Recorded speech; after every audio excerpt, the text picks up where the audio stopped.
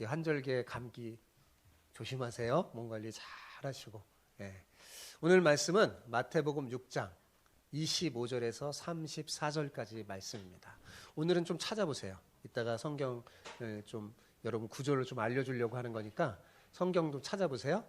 마태복음 6장 25절에서 34절까지 말씀입니다. 제가 한 절 읽고 여러분 한 절 읽고 교독하겠습니다.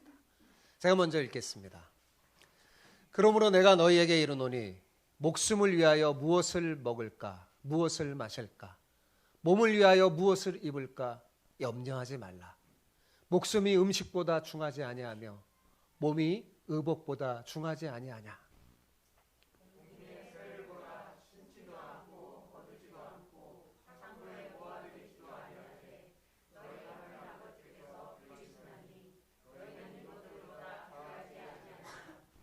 너희 중에 누가 염려함으로 그 키를 한 자라도 더할 수 있겠느냐.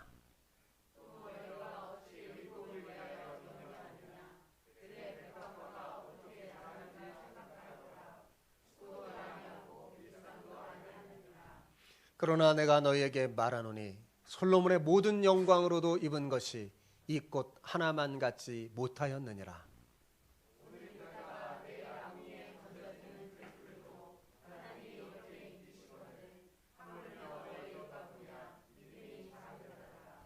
그러므로 염려하여 이르기를 무엇을 먹을까 무엇을 마실까 무엇을 입을까 하지 말라.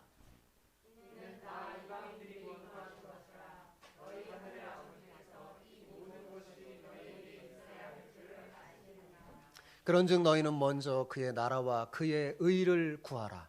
그리하면 이 모든 것을 너희에게 더하시리라. 그러므로 내일 일을 위하여 염려하지 말라. 내일 일은 내일이 염려할 것이요 한날의 괴로움은 그날로 족하니라. 아멘. 아멘. 우리 인생을 갉아먹는 두 가지 적이 있다고 합니다. 하나는 어제에 대한 후회요. 또 다른 하나는 내일에 대한 염려입니다. 그런데 이 둘은 공통점이 있어요. 뭘까요? 둘 다 해도 소용이 없다는 것입니다.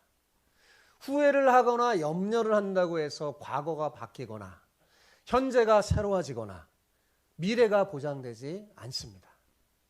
그러니 후회와 염려는 해봤자 유익이 전혀 없는 해로운 것일 뿐이죠. 할 필요가 전혀 없습니다. 특히 염려는 우리의 인체에도 지대한 악영향을 줍니다. 정신분석학자인 포톨스키가 쓴 소책자 염려를 중단하고 차라리 개선하라 라는 그 책에 의하면 염려는 우리 몸에 유익한 인자들을 죽이고 독성 인자들을 높여서 정신질환과 고혈압, 심장병, 위장병 등 같은 모든 질병의 원인이 된다고 합니다. 심지어 암세포를 죽이는 항암 인자까지 죽여서 각종 암의 결정적인 원인이 되기도 한다고 해요.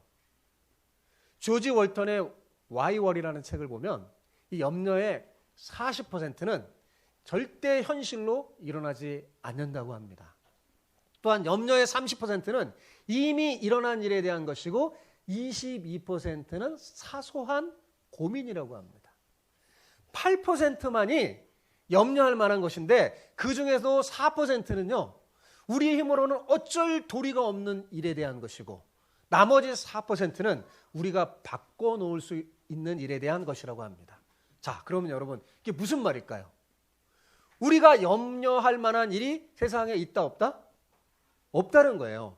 가만히 생각하면 우리가 염려할 만한 일이 세상에 하나도 없다는 겁니다. 즉 96%는 일어나지 않는 것들이나 사소한 것들이고 4%도 바꿔놓을 수 있는 일이니 염려할 필요가 없다는 거죠. 그럼에도 불구하고 어때요? 여러분, 어리석은 인간들은 숱한 염려 속에 삽니다. 여러분도 혹시 오늘 염려하며 오지 않았습니까? 우리는 염려를 밥 먹듯이 하는 것 같아요. 왜 그럴까요? 눈앞의 현실을 보면 왠지 미래가 불안하고 뭔가 모르게 두렵기 때문에 그렇습니다. 물가는 치솟고 경제는 해결의 실마리가 보이지 않는 것 같고 암울해 보이는 앞날이 먹구름처럼 끼어 있는 듯 보이니 앞으로 살 걱정이 앞서는 거죠. 그러나 여러분, 속아서는 안 됩니다. 염려는 실체가 아니기 때문에 그렇습니다. 상상하는 거예요, 우리가. 만약 이렇게 되면. 실체가 아니에요. 염려는 일어나지 않은 일을 생각하고 상상하는 마음의 질병입니다. 그래서 제가 염려를 사전에 한번 찾아봤어요. 염려라는 단어가 구체적으로 어떻게 정의됐나 찾아봤더니 염려의 사전적 정의는 이렇게 되어 있더라고요. 앞으로 일어날 일에 대해 여러 가지로 마음을 써서 걱정하는 것.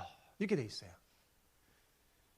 염려가 뭐라고요? 앞으로 일어날 일에 대해서 여러 가지로 마음을 써서 걱정하는 거예요. 그러므로 우리가 염려하면 어떻게 될까요? 마음이 여러 갈래로 나눠집니다. 편하지 않고 불안해지죠. 그죠? 염려하면 마음이 편해집니까? 불안해집니까? 불안해지죠? 불안해져요. 마음이 여러 갈래로 나누니까요. 그 결과 무엇이든지 그대로가 아닌 색안경을 끼고 봅니다. 어떤 안경을 낄까요? 염려라는 색안경을 끼고 보면 어떤 것이든지 바로 볼 수 없고 우리의 이성을 분열시켜서 올바른 판단을 하지 않게 돼요.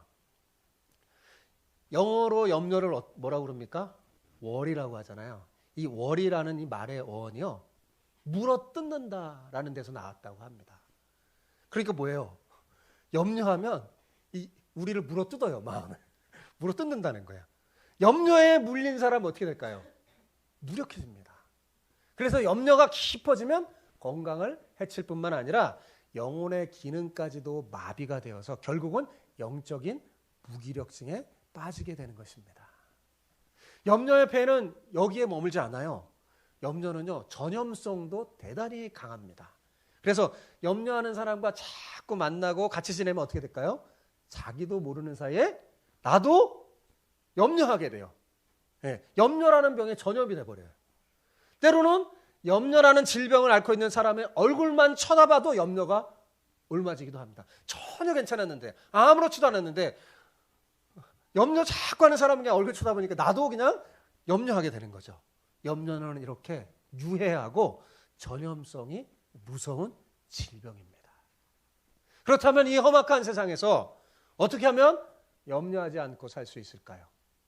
오늘 본문에서 예수님이 그 비결을 말씀해 주고 있어요. 그러니 잘 듣고 염려하지 말고 행복하게 사는 여러분 되시기를 축복합니다. 오늘 옆 사람에게 이렇게 인사하며 축복합시다. 주님이 주신 지혜로 염려하지 않고, 뭐로요? 주님이 주신 지혜로 염려하지 않고 행복하게 살기를 축복합니다. 자, 그렇게 한번 인사해 보세요. 시작. 주님이 주신 지혜로 염려하지 않고 행복하게 살기를 축복합니다. 자, 염려하지 않는 인생을 살려면 어떻게 해야 될까요? 먼저 염려의 정체를 알아야 되겠죠. 도대체 이 염려의 정체가 뭘까? 바로 알아야 합니다. 자, 염려는 근본적으로 어디서 오는 걸까요? 어디서 오는 걸까요? 마음에 오는 건데 그것은요, 아무리 뭐 공부를 하고 학자들에게 물어봐도 저마다 다른 그렇듯한 얘기를 하는데요. 성경에 의하면, 신학적으로 말하면 아버지의 부재에서 오는 거예요. 뭐라고요? 아버지의 부재에서 오는 거예요. 자, 부모가 없거나 부모에게 버림받은 고아는 어떨까요? 염려할 수밖에 없어요. 그죠? 앞날을 자신이 책임져야 하기 때문에 그렇죠. 그러나 부모가 있는 자녀는 염려할 필요가 있어요, 없어요? 염려할 필요가 없습니다. 어렸을 때 우리 아이들, 여러분의 아이들, 엄마 아빠가 다 해맑게 없고 옆에 딱 있어봐요. 방긋방긋 웃죠. 염려가 전혀 없어요. 염려가 있을 필요가 없죠. 왜요? 부모가 책임져 주니까요. 울기만 하면 다 갖다 주고 다 보살펴 주잖아요. 부모가 다 책임져 주니까요. 자기를 책임져 줄 부모가 없는 사람은 미래를 염려하여 자꾸만 재물을 땅에 쌓으려고 합니다.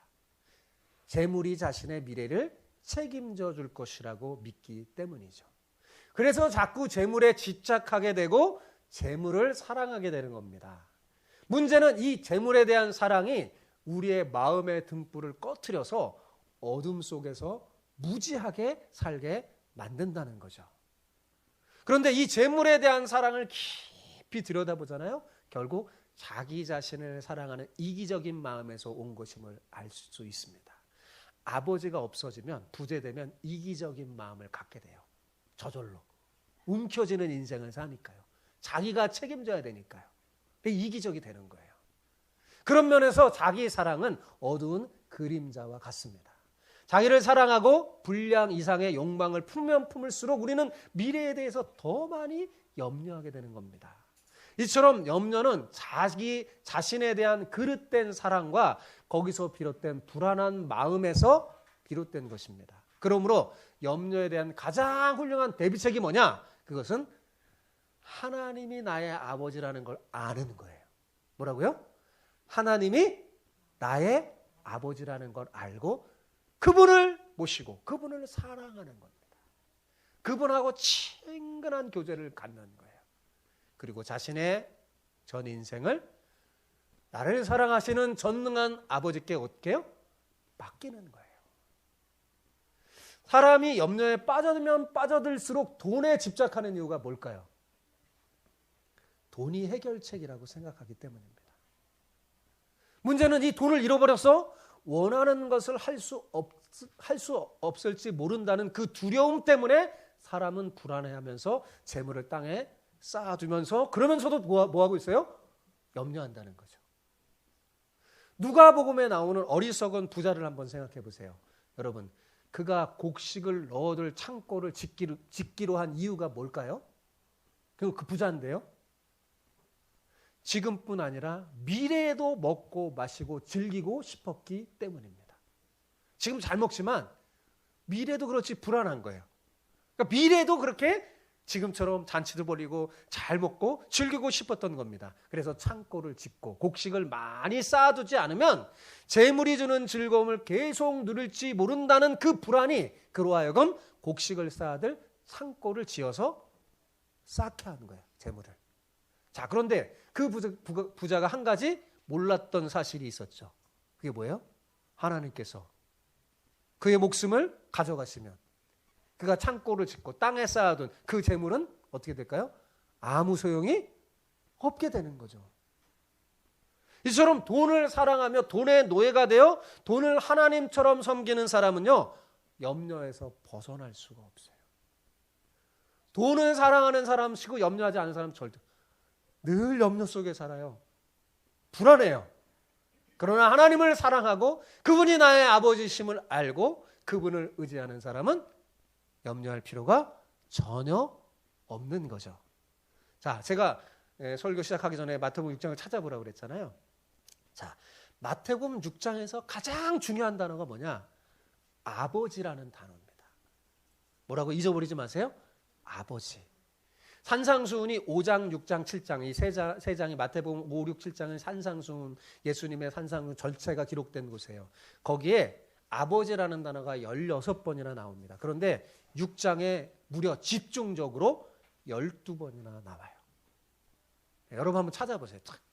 읽을 때 하늘에 계신 아버지라는 단어가 그렇게 숱하게 나옵니다. 오늘 우리가 읽는 본문에도 26절, 32절에 너희 하늘 아버지라고 2번 언급되죠. 그죠? 왜 마태는 6장에서 이렇게 집중적으로 아버지라는 단어를 사용한 걸까요? 여러분 글을 쓸 때 굳이 몇 번 이렇게 하면 되는데 일부러 굉장히 많이 사용하는 거예요. 아버지라는 단어를 왜 마태가 이렇게 집중적으로 사용한 걸까요? 자신의 정체성을 잃어버리고 재물로 이끌려 염려하는 사람들에게 예수님의 말씀을 통해 자신이 누군지 알려주려고 하는 겁니다. 그리스도인이 상실증에 살고 있는 것 같아요. 하나님의 아버지인지 모르고 막 자꾸 사는 거예요. 그래서 자신이 누군지 정체성을 잃어버리는 거예요. 자신이 하나님의 자녀인지 잊어버리고 이 세상을 살아가는 거예요. 그런 사람들에게 뭐라고요? 네가 누군지 알려주려고 마태가 이렇게 한 거예요. 그래서 여러분 6장 전체의 이 구조를 보면 6장 전체를 살펴보면 지난 시간에 우리가 묵상한 말씀 19절에서 24절 그 이야기 하나님이냐 돈이냐 하면서 우리 같이 한번 묵상했죠. 그 본문을 중심으로 아버지라는 단어가 서로 감싸고 있다는 사실을 알 수 있습니다. 감싸 있어요. 숱하게. 이를 통해 마태는 뭘 말하고 싶으냐면 우리가 하나님의 자녀임을 상기시켜서 우리가 하나님 앞에 얼마나 귀하고 얼마나 소중한 존재인지 깨닫게 해주려고 싶었던 거예요. 그래야 험한 세상에도 염려하지 않고 하나님을 의지하며 살 테니까요. 이걸 잊어버려서 염려하는 거예요. 내 아버지가 하나님이고 나는 하나님의 자녀며 얼마나 소중한 존재인지 이걸 잊어버리니까 염려하고 또 실망하고 낙심하거나 자살하기도 하는 거죠. 그런데 이걸 알면 어때요? 염려하지 않게 되고 주님 의지하고 살게 되는 거죠. 오늘 본문 25절 34절까지 보면 이제 이 오늘 본문의 핵심 단어는 염려예요. 그죠? 그래서 염려라는 말이 무려 6번이나 나옵니다. 이것은 우리가 너무나 자주 자신이 하나님의 자녀임을 잊어버리고 불신과 염려 속에 살기 때문에 그렇습니다. 오늘 본문에서 염려로 번역된 헬라어는 메림나라는 헬라어 단어인데요. 그 단어는 우리가 어떤 일에 집착하거나 마음이 혼란스럽게 되고 이를 인해서 다른 일을 할 수가 없는 상태를 말합니다. 그러니까 염려는 자꾸 우리 마음을 나눠지게 하게 만들어서 하나님께 집중하지 못하게 해요. 진짜 해야 할 일을 못하게 해요. 그래서 예수님은 우리에게 생활에 대해서 염려하지 말라고 그런 거예요. 무엇을 먹을까? 네? 무엇을 마실까? 무엇을 입을까? 그런 거 염려하지 말라는 거예요. 왜요? 아버지신 하나님이 책임져 주시니까요. 많은 사람이 세상에서 남보다 더 좋은 의식주를 소유하기 위해서 어떻게 해요? 치열하게 생존 경쟁 속에서 염려하며 삽니다. 그러나 하나님의 자녀인 우리는 염려할 필요가 없다는 것을 오늘 본문이 가르쳐줘요.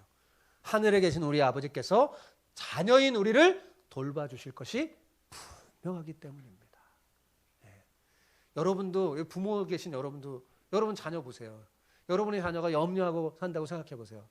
매일 우리 엄마 아빠가 나한테 먹을 걸 줄지 밥을 줄 거나 혹시 안 주면 어떡하나 그렇게 염려한다고 생각해 보세요. 잘 자라겠습니까? 전혀 안 하잖아요. 딱 보면 해맑은 눈빛으로 전혀 염려 안 하는 것 같아요. 먹고 살 걱정 안 하잖아요. 여러분 아이들이 의식주 무엇을 먹을까 오늘은 무엇을 입을까 걱정합니까? 안 하잖아요. 그게 자연스러운 거죠. 그런데 그 집에 있는 분이 내 아버지가 아니고 엄마가 아니면 할까요 안 할까요?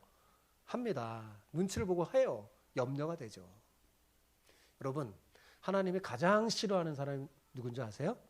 하나님을 의지하지 않고 자기 힘으로 살려고 하는 사람입니다. 자기 힘으로 사는 사람의 특징은 재물을 땅에 쌓으면서 빼앗기지 않으려고 움켜진 인생을 삽니다. 그러니 늘 불안하고 염려 가득한 인생을 살 수밖에 없죠. 움켜진 인생을 살면 염려할 수밖에 없어요. 불안해요. 잃어버릴지 모른다는 생각이 드니까요.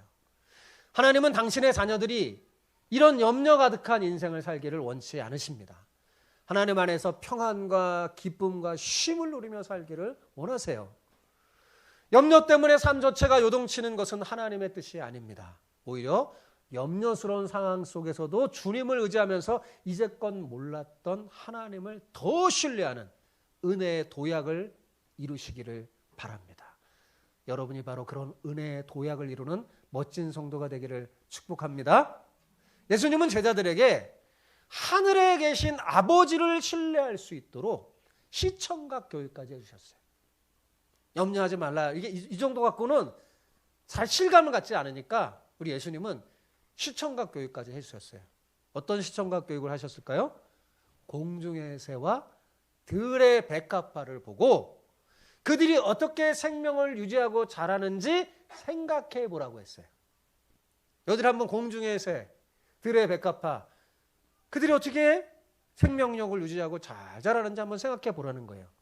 여러분 공중의 새와 들의 백합화는 공통점이 있습니다. 뭐가 공통점이 있을까요? 여러분 그게 뭘까요?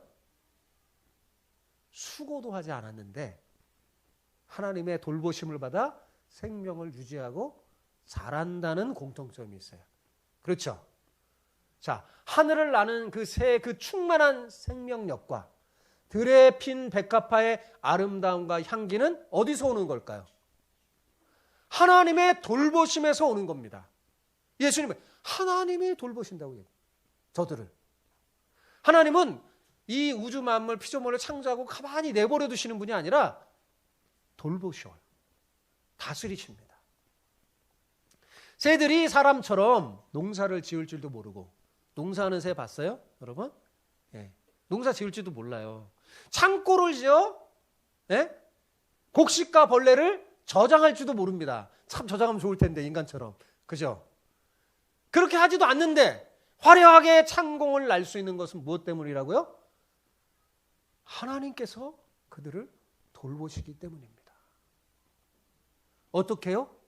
온 들판에 새들이 살 둥지와 그들이 먹을 수 있는 벌레와 씨앗들을 준비해 두심으로 돌보십니다. 그러므로 적당한 곳에 등지를 틀고 날아다니면서 새들은 먹을 것을 먹고 생명력을 유지하며 창공을 날아다니며 살아가는 거죠. 들의 백합화도 마찬가지입니다. 꽃들은 사람처럼 씨를 내어 옷감을 짜거나 옷을 만들기 위해 수고하지 않습니다. 꽃들이 무슨 씨를 막 만들어내고 옷감 짜지 않잖아요. 그러나 예수님은 뭐라고 했냐면 솔로몬이 입은 옷이 이 꽃보다 못하다고 말씀하셨어요. 솔로몬은 어떤 사람이에요? 왕이고 온갖 재물과 부귀영화를 누린 사람이잖아요. 그래서 솔로몬은 옷도 보통 옷이 아니에요. 엄청난 화려한 옷을 입습니다. 온갖 희귀한 보석과 아름다운 실로 만든 옷을 입고 화려한 궁전에서 살았어요. 그러나 예수님은 이 솔로몬의 입은 옷도 들꽃의 아름다움보다 못하다고 말씀하십니다. 왜냐하면 하나님이 만드신 꽃에는 사람이 흉내낼 수 없는 아름다움과 생명력이 넘치는 향기가 있기 때문입니다. 사람은 하나님을 잠깐 흉내낼 뿐이에요.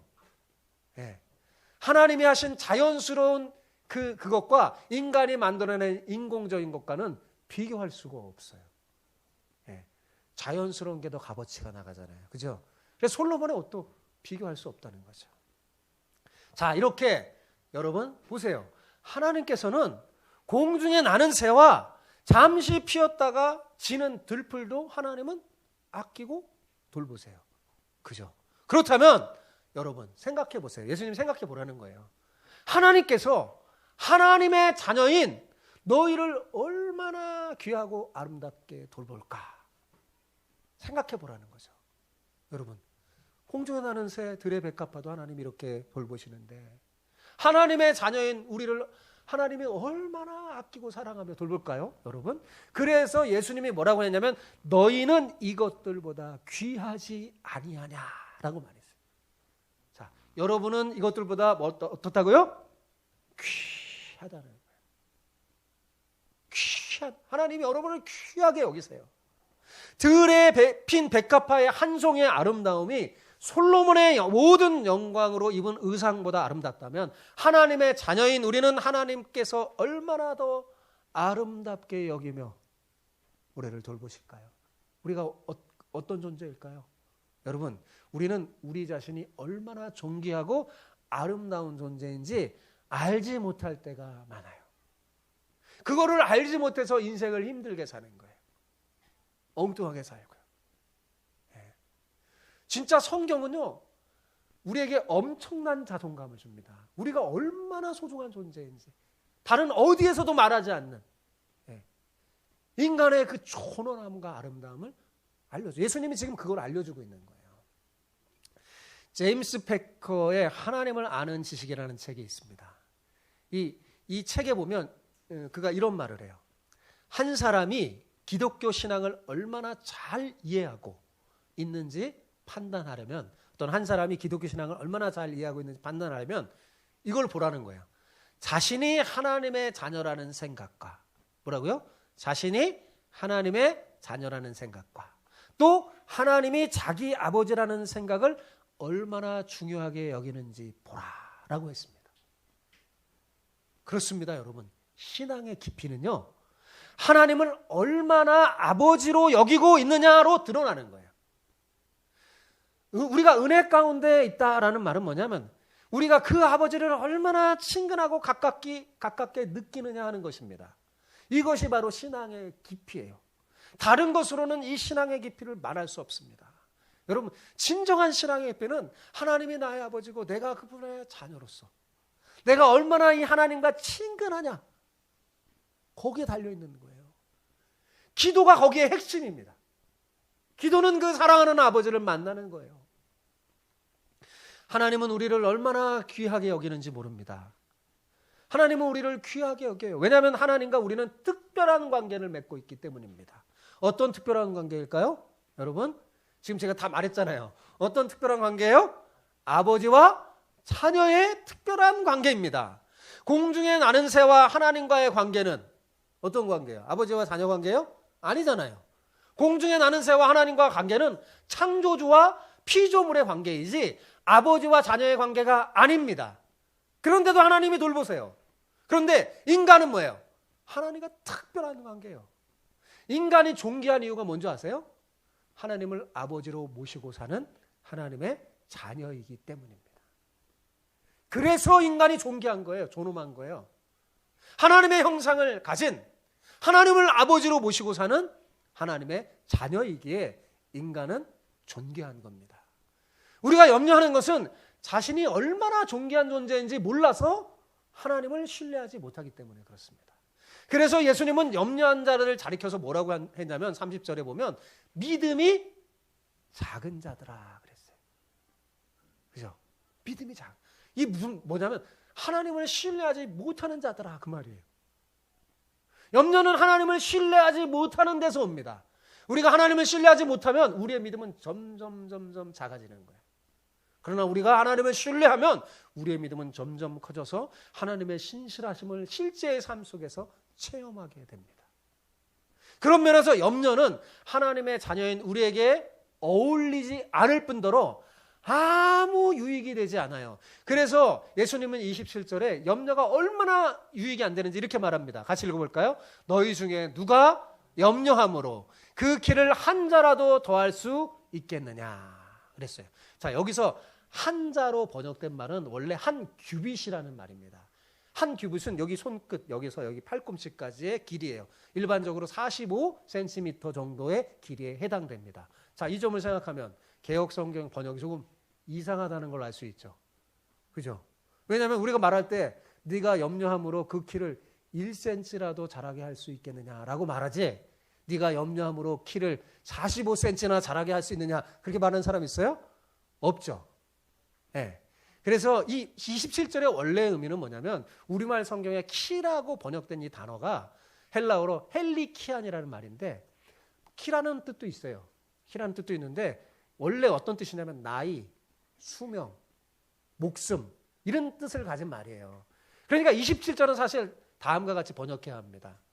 예, 다음에 성경이 번역되면 이렇게 번역될지도 몰라요. 제가 예전에 설교할 때 그런 말 자주 했죠.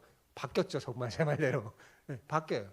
어떻게 해요? 너희가 염려함으로 너희 생명을 한 규빗이라도 더할 수 있겠느냐 라는 말이에요. 예, 본문을 이렇게 번역하면 어색했던 내용이 자연스럽게 되는 것을 알 수 있습니다. 현대인은 돈을 모으면 모든 걸 할 수 있다고 생각해요. 네. 그죠?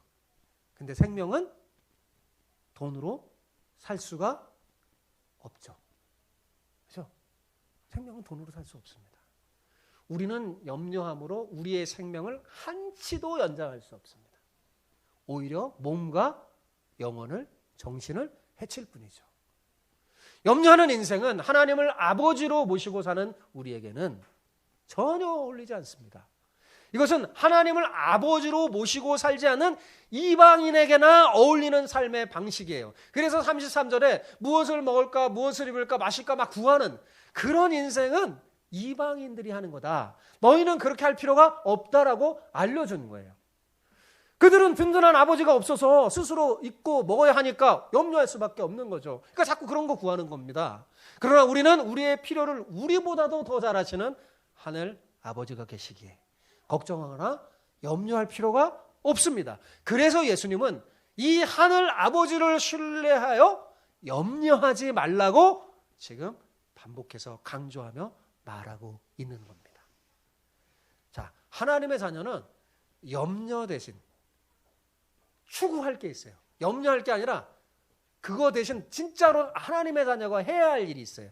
그것은 바로 하나님 나라와 그의 의를 구하는 것입니다. 자, 33절을 볼까요? 같이 읽어봅시다. 시작. 그런즉 너희는 먼저 그의 나라와 그의 의를 구하라. 그리하면 이 모든 것을 너희에게 더하시리라. 자, 여기서 구한다는 말, 이 구한다는 말은 단순히 뭐 주세요 이런 정도의 그 구한다는 말이 아니에요. 이 구한다는 말의 원어의 뜻을 보면요, 열심을 품고 열정적으로 전심으로 구하여 그것을 위해 사는 것을 말합니다. 그런데 예수님은 이 하나님 나라와 그 의를 어떻게 하라고 그랬어요? 먼저 구하라고 그랬죠. 먼저 구하면서 뭐예요? 그 하나님의 나라를 열심을 품고 열정적으로 전심으로 구하면서 뭐예요? 그것을 위해 살라는 거예요. 먼저. 네. 이건 무슨 말이에요? 이것을 최우선순위에 두라는 거죠.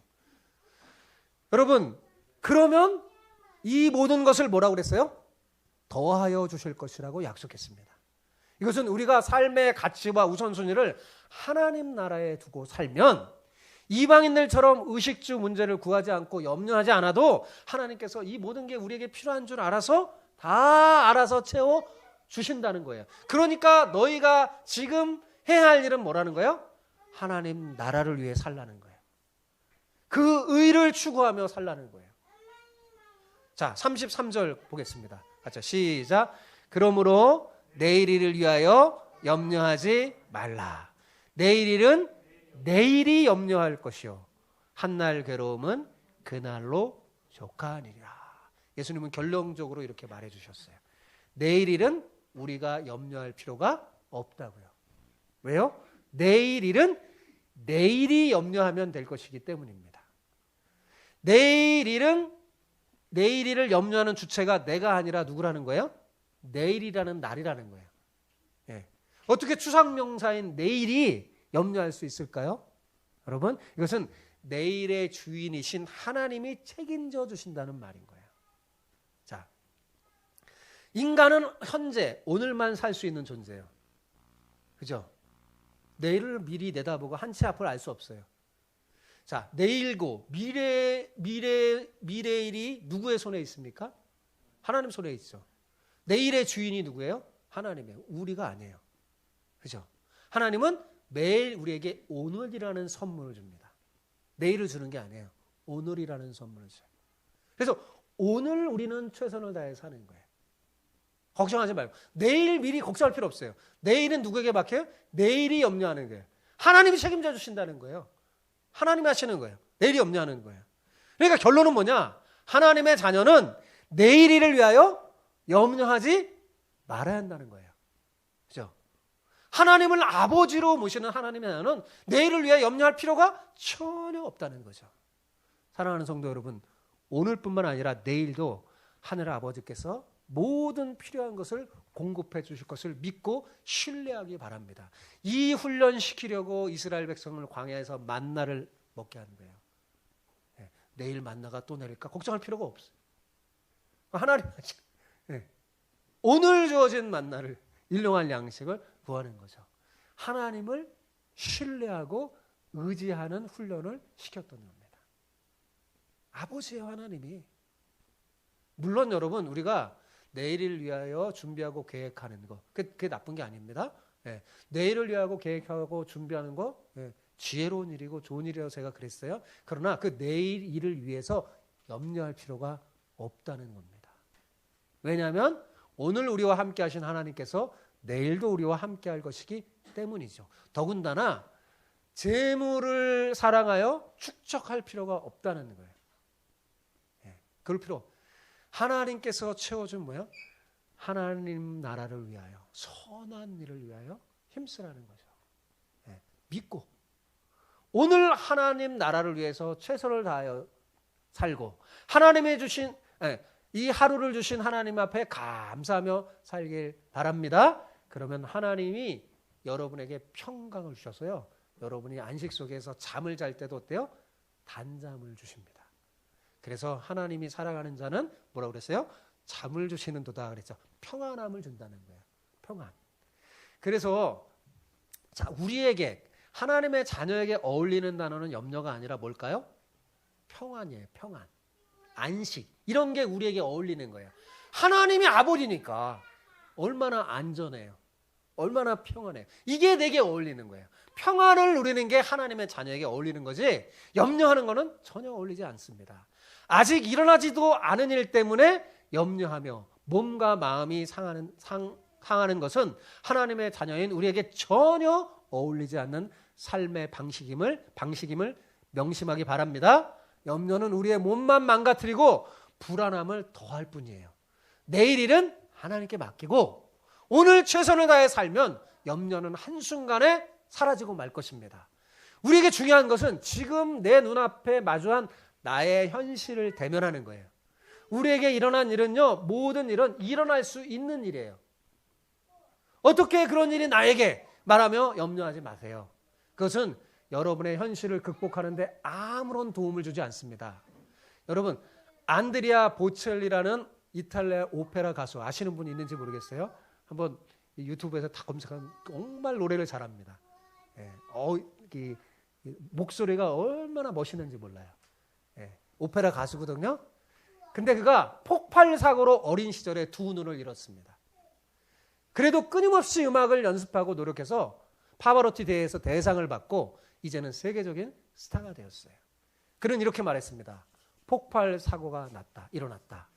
나는 한순간에 시력을 잃어버렸다. 내가 시력을 포기하고 살아야 한다는 현실을 받아들이는 데는 1시간 반밖에 걸리지 않았다. 그는 비록 눈을 잃어버렸지만 현실을 받아들이는 그 태도로 자신의 인생을 불행하게 만들기는커녕 오히려 더 빛나게 만들었어요. 더 열심히 살았어요. 더 열심히 연습했어요. 그래서 세계적인 스타가 됐습니다.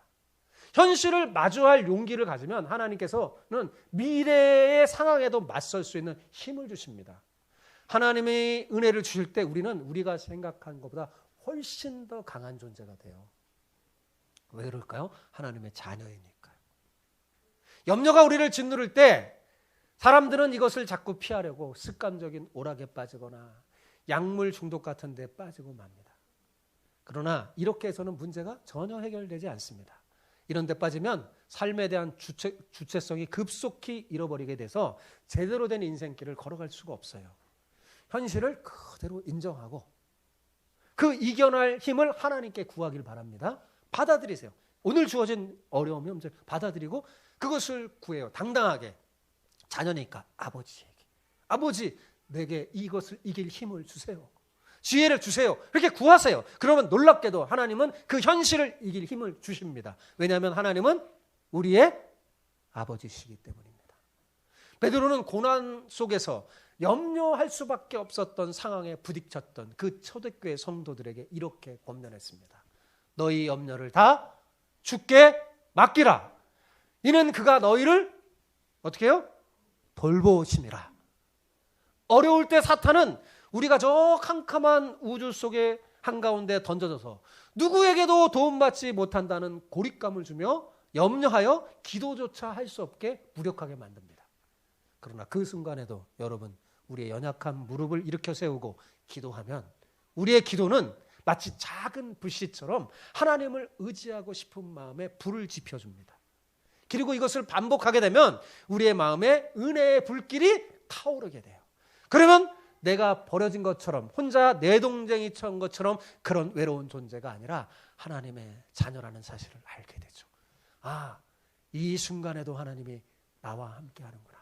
내가 불 가운데 지날지라도 내가 너와 함께하며 너가 물을 건널지라도 내가 너와 함께하리라. 그 불과 물이 너를 사르지 못하게 할 것이다. 왜? 나는 너의 아버지니까. 그것을 알게 돼요. 어떤 순간에요? 기도할 때. 알게 돼요. 깨닫게 되는 거예요. 그래서 여러분, 이런 은혜의 경험이 참 중요해요. 그래서 기도는 뭐냐? 염려를 주님께 맡기는 최고의 방법이에요. 최고의 방법. 뭐가 염려가 되면 뭐 할까요? 기도하면 돼요. 아버지를 찾으면 돼요. 그러면 걱정, 염려가 다 사라져요. 그러니까 주님께 맡기는 거예요. 그게. 기도는 우리로 하여금 하나님을 의지하게 하고 더욱더 내 인생 전체를 하나님께 맡길 수 있도록 도와줍니다. 사랑하는 성도 여러분, 그러니 우리가 얼마나 복된 존재입니까?